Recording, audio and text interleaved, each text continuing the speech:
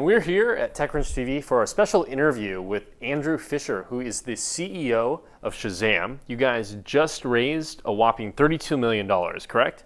Correct. Well, congratulations on that.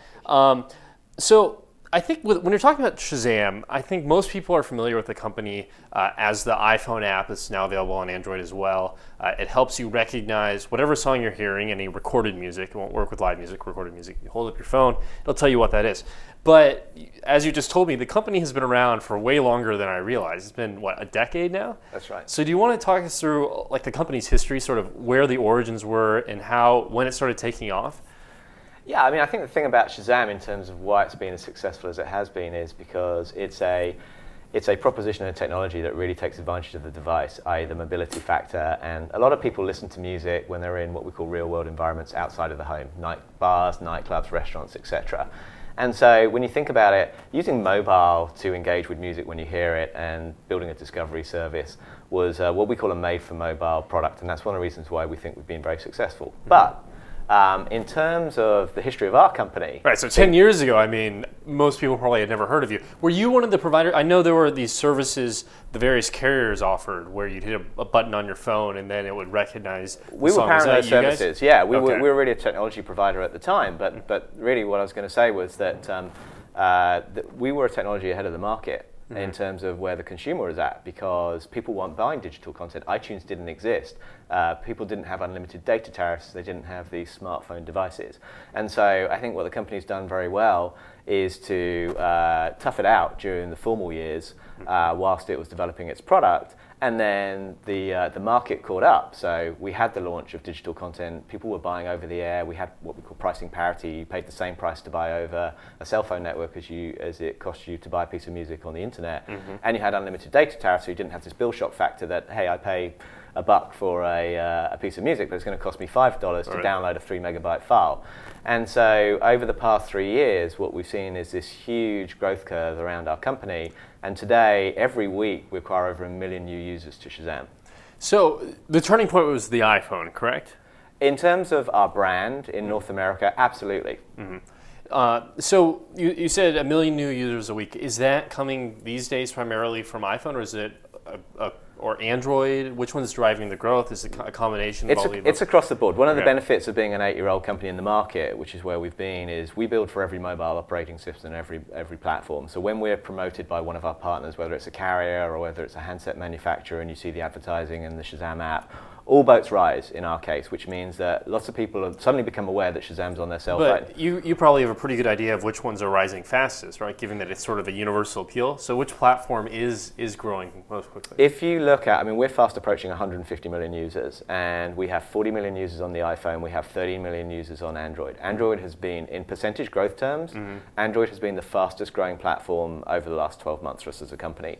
But if you look at the weekly statistics around the company, iPhone, Android, very prevalent in North America, Western Europe, but in other parts of the world, we're in 200 countries. Right. We still service mid-tier devices where you don't have the same level of penetration of smartphones. Mm-hmm.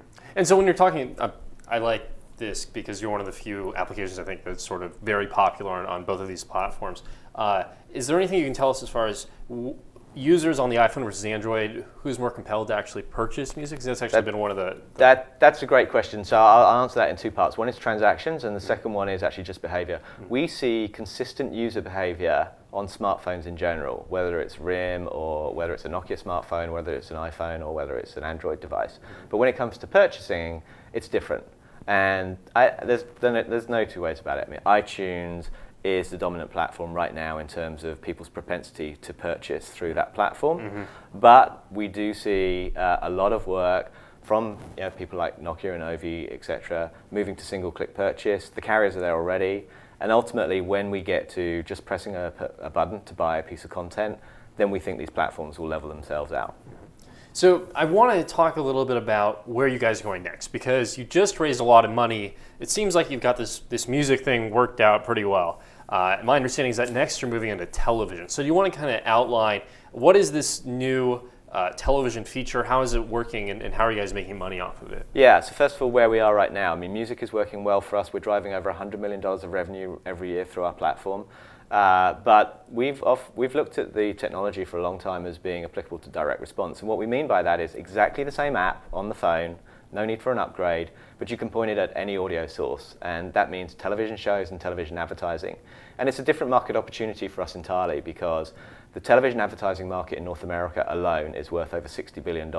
Recorded music worldwide is worth about $10 billion. And we believe that there are two constituencies right now in the broadcast arena. We have the television networks, and their pain point is that people are DVRing their shows and then fast-forwarding through the adverts. And secondarily, the advertisers themselves completely understand the second screen and consumer adoption of smartphones, and they want to drive engagement. They want to continue the experience from showing an ad on television to continuing the dialogue onto the second screen. So walk us through an experience. Like, what would be an example of how this would work? It varies by show format. We're working with people like NBC, MTV, Discovery Channel. This week, for example, we're doing the Glee Project, where you can Shazam the Glee Project show. They're giving somebody the opportunity to be in 7 episodes of Glee. So I'm watching the show, and then an announcer comes on and like, Shazam this right now, or is it something you can Shazam at any point during the show? We're not quite at the announcer, but we are at the, we're certainly at the logo. So they're putting our logo on screen during the show to prompt people to Shazam the show. You don't have to Shazam at that point in time. You can do it at any point during the show. It's the same on the advertising front. We've done major campaigns with people like Old Navy, $20 million campaign. They've put the Shazam logo in every one of their adverts, and then that prompts people to actually Shazam the ad. So here's my question about that. I understand why people might be compelled to do that now, because it's sort of novel, right? You've never really been prompted by your television to hold your phone up to the screen, right? It's different. Yeah. But a year from now, 2 years from now, once people do that a few times, because this is like the user actually has to act on this, right? Whereas most commercials you're watching, you just sort of sit in your chair and don't move for hours at a time, right? This actually requires you to move a little bit. So how are you going to keep people like actually doing this, right? What's their incentive to do this? Well, people are active in the room where the TV set is right now. 60% of households in North America have a second device open, and people are using that device whilst they're watching TV. And that was a Nielsen statistic. And the reality is they're on social networks, they're on Facebook, they're on Twitter. So people are there. The great news about Shazam is we have 45 million users in North America that already have this capability on their devices. But what's going to get them, they might have the device out, but what's going to get them to flick over to the Shazam app and fire it up and then hold it? Right, so that's down to the actual show format itself. Okay, so right now, today, it's about additional content, exclusive footage, sweepstakes, prize draws, giveaways. But it can be just basic elements like voting, not having to type in a short code and send a text message to vote, but just Shazam and pass your vote. It can be broader than that. So, for example, being able to Shazam a cooking show and get the recipe downloaded onto your iPad. So it's driving a connectivity and an engagement with the actual show, but it has to be really relevant.